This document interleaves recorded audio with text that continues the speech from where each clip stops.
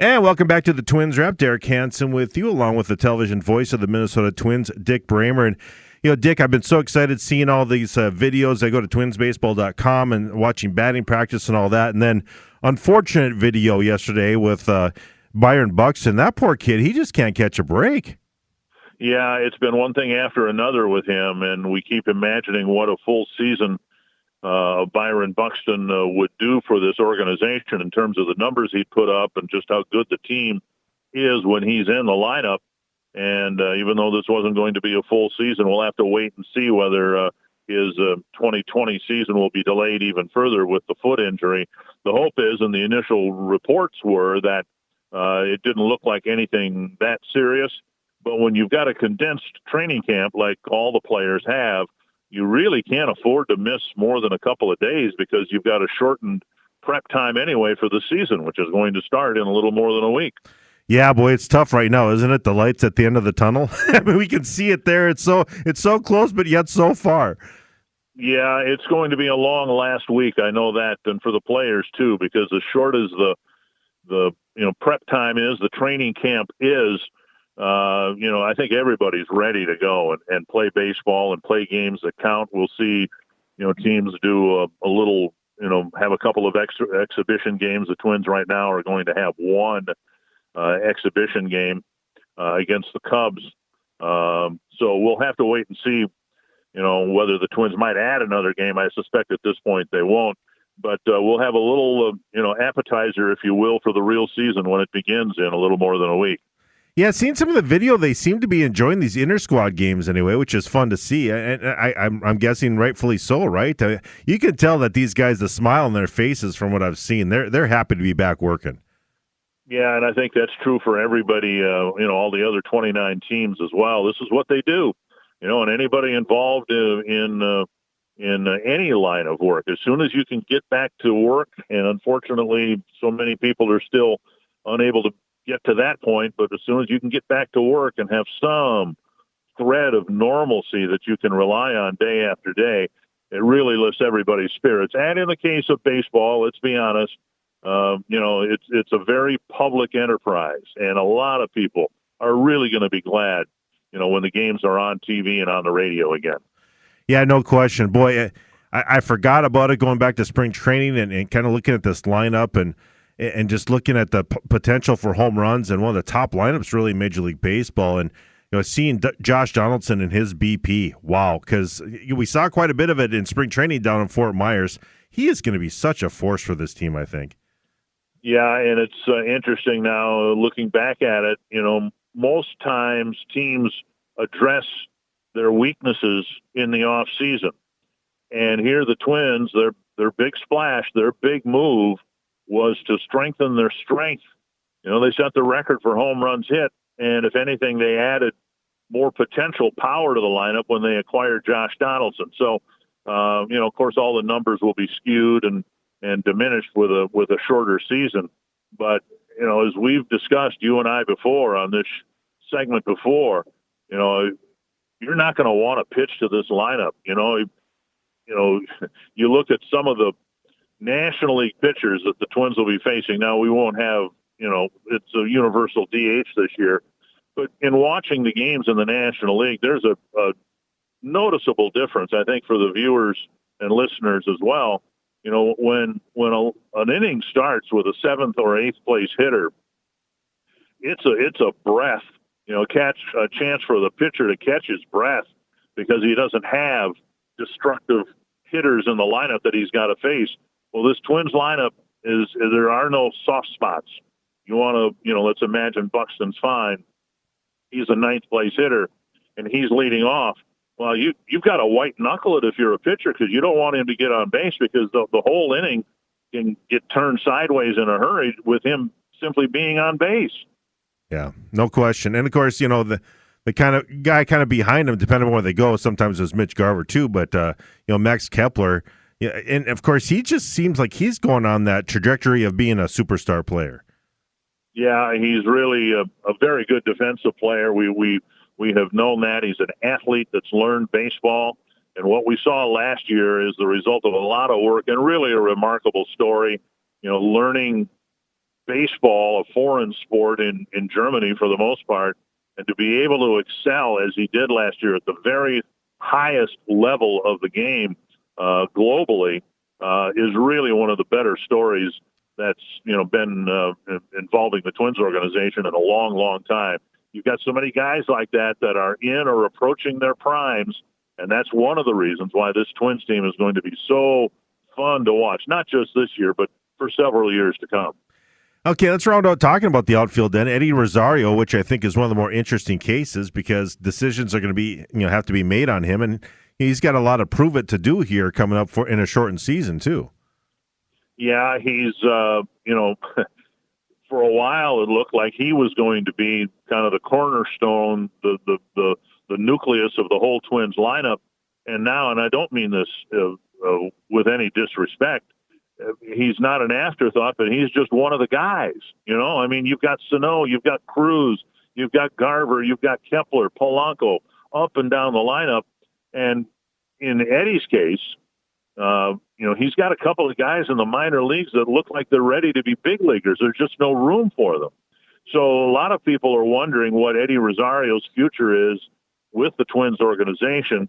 I'd be surprised if the Twins made any move with him during the season because you don't want to disrupt what should be a really good team with a trade like that. The A's found out what can happen years ago when they traded Yoenis Cespedes in the middle of what was a championship season. It just changes things unnecessarily. So I suspect if he's healthy, he'll be in the lineup every day this year. But then, what are you going to do with Trevor Larnach and Alex Kirilloff and guys like that sure look like they're major league ready, but they can't find a roster spot? Yeah, very interesting. Let's talk a little bit about the infield. Luis Arraez kind of had a little smile on his face talking about hitting 400 in a shortened season. Yeah, and I think a lot of people compare him to Rod Carew with his kind of different stance and what have you, and just his approach to things. But talk about superstars in the making. I think the Twins brass really feels good about him. You can understand why people would compare him to Carew with his hitting style, but and this is a different type of compliment. He's more vintage Tony Gwynn in terms of his body type. He's a little bit thicker than Rod ever was. He doesn't run nearly as well as Rod did. Rod, of course, was the best bunter of his era, and while Arraez can bunt, he can't run like Rod Carew. So there's talk about him hitting 400, and he's good enough to potentially do that, I suppose. He's just not going to beat out many infield hits like Rod did or Tony Gwynn did early in his career. So you'll have to wait and see. But, it's fun to speculate, hitting 400 in a shortened season like this. I don't think anybody would think it is the equivalent of, hitting 400 in a full season like Ted Williams most recently did. But he's got that kind of talent, and that's what makes this Twins team so interesting. You think of the power, but you've got components in the lineup that aren't there because of their power, like Arraez, his ability to get on base, Buxton and his ability to run the bases. So this is a multifaceted Twins lineup that, again, this year should score an awful lot of runs. I heard Jake Odorizzi talking a little bit about, the question always comes, pitchers ahead of hitters or vice versa. How's that going to go coming into this season? And I guess it's kind of an unknown. What's your take on that? Well, again, it's unknown. Who knows? We've never, played baseball under these circumstances.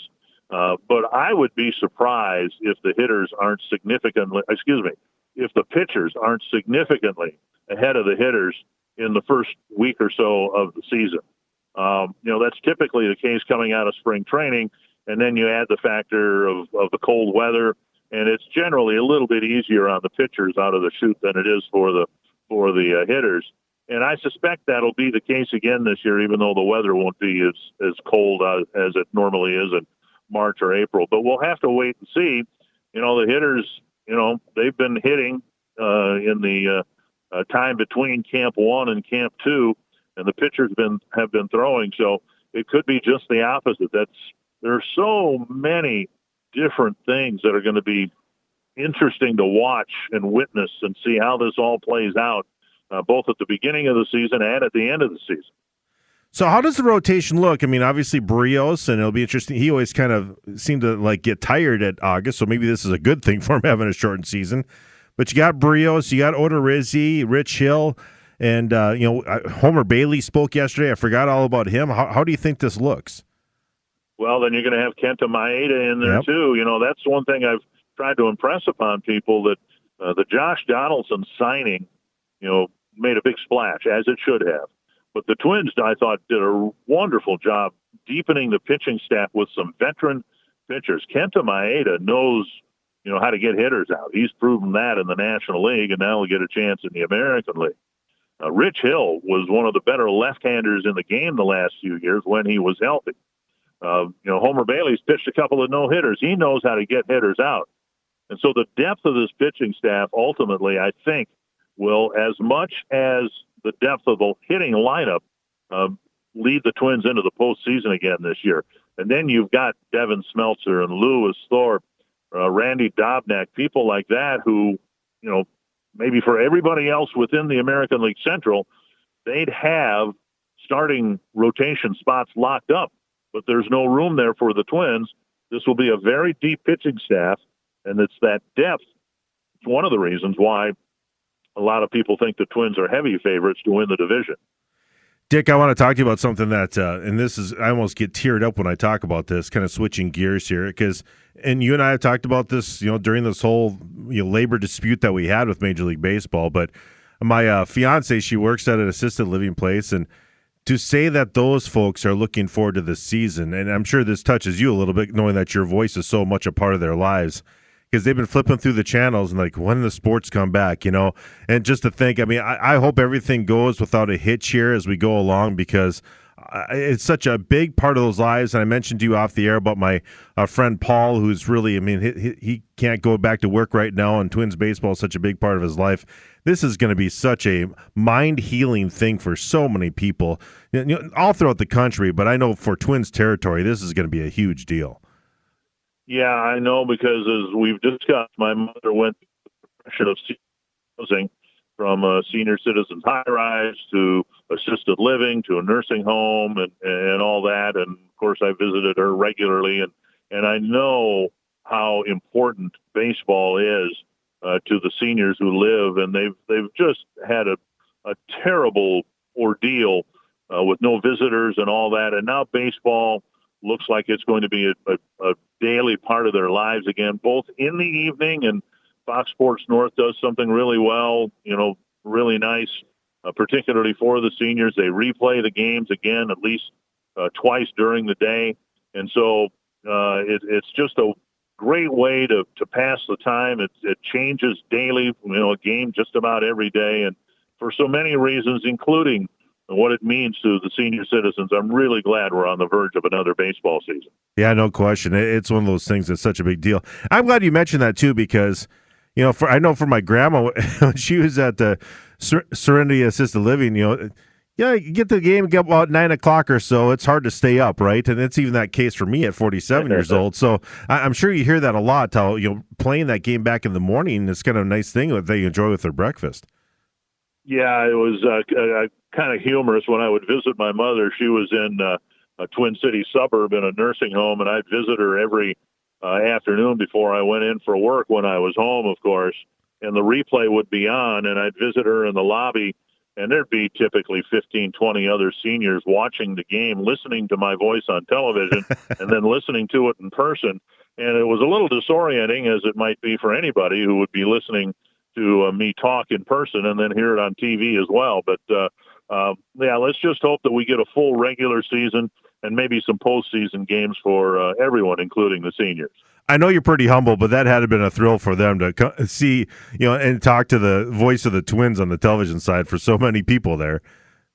Well, and, to talk about the game in progress and, what happened last night and what's going to happen next and pitching changes and all that.